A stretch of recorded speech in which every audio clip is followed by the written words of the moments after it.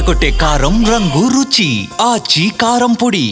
Notification release అయిపోయింది, నామినేషన్ల దాఖలు కూడా మొదలైపోయింది. ఈ దశలో ఎన్నికల ప్రక్రియకు కోర్టు బ్రేకులు వేసే అవకాశమే లేదు. ఇలా సాగాయి కాంగ్రెస్ నేతల ఆలోచనలు. అయితే వారి ఊహలకు అతీతంగా ఎన్నికల ప్రక్రియపై స్టే విధించింది ఉన్నత న్యాయస్థానం. మరి ఇప్పుడు కాంగ్రెస్ నేతల ముందున్న ఆప్షన్స్ ఏమిటి? ఈ వ్యవహారంలో పార్టీ ఏ విధంగా ముందుకెళ్లబోతోంది? రేవంత్ రెడ్డి సర్కార్కు తెలంగాణ హైకోర్టులో బిగ్ షాక్ తగిలింది. స్థానిక సంస్థల ఎన్నికల్లో బీసీలకు 42% రిజర్వేషన్లు కల్పిస్తూ జారీ చేసిన జీవో నెంబర్ 9పై హైకోర్టు స్టే విధించింది. దీంతో పాటు స్థానిక ఎన్నికల నోటిఫికేషన్ పై కూడా ఉన్నత న్యాయస్థానం స్టే విధించింది. బీసీ రిజర్వేషన్లపై దాఖలైన పిటిషన్లపై హైకోర్టులో సుదీర్ఘ వాదనలు జరిగాయి. ఇరు వర్గాల వాదనల్ని విన్న తర్వాత స్థానిక సంస్థల ఎన్నికల నోటిఫికేషన్ పై మధ్యంతర ఉత్తర్వులిస్తూ తీర్పును వెల్లడించింది తెలంగాణ హైకోర్టు. బీసీ రిజర్వేషన్లపై తదుపరి విచారణను 6 వారాల పాటు వాయిదా వేసింది. హైకోర్టు స్టేతో స్థానిక ఎన్నికల ప్రక్రియకు 6 వారాల పాటు బ్రేక్ పడనుంది.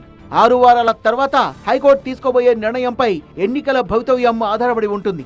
దీంతో వాట్ నెక్స్ట్ అనే దానిపై సమాలోచనలు ప్రారంభించింది కాంగ్రెస్ పార్టీ. కోర్టు తీర్పు ఎలా ఉన్నా కూడా ప్లాన్ బి ఉన్నట్టు చెప్పుకుంటున్నారు హస్తం పార్టీ నేతలు. అసలు ఉత్తర్వులతో సంబంధం లేదన్నట్టుగా ప్రకటనలు ఇచ్చారు. స్థానిక ఎన్నికలకు నామినేషన్లు వేసుకోవచ్చని నేతలకు పిలుపునిచ్చారు. స్థానిక ఎన్నికల వ్యూహాలపై జిల్లాల నేతలతో పీసీసీ చీఫ్ మహేష్ కుమార్ గౌడ్ వరుస రివ్యూలు నిర్వహించారు. అభ్యర్థుల ఎంపికపై చర్చించారు. మరోవైపు అభ్యర్థుల ఎంపిక బాధ్యతను మంత్రులు, ఇన్ఛార్జీలకు అప్పగించారు సీఎం రేవంత్ రెడ్డి. నిబంధనల ప్రకారం నామినేషన్లు దాఖలైతే కోర్టుల ప్రమేయం ఉండదని భావించింది కాంగ్రెస్ పార్టీ. హైకోర్టులో వాదనల్ని కూడా అదే తరహాలో వినిపించింది.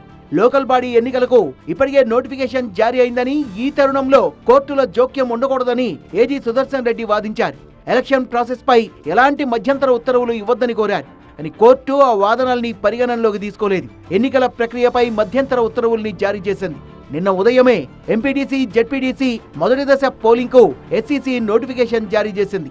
తొలి రోజు 16 జెడ్పీటీసీ, 103 ఎంపీటీసీ నామినేషన్లు దాఖలయ్యాయి. మరోవైపు రిజర్వేషన్ల అనుకూలంగా ఉన్న స్థానాల్లో ముహూర్తం చూసుకుని నామినేషన్లు దాఖలు చేసేందుకు మరికొంతమంది ఆశావహులు సమాయత్తమయ్యారు.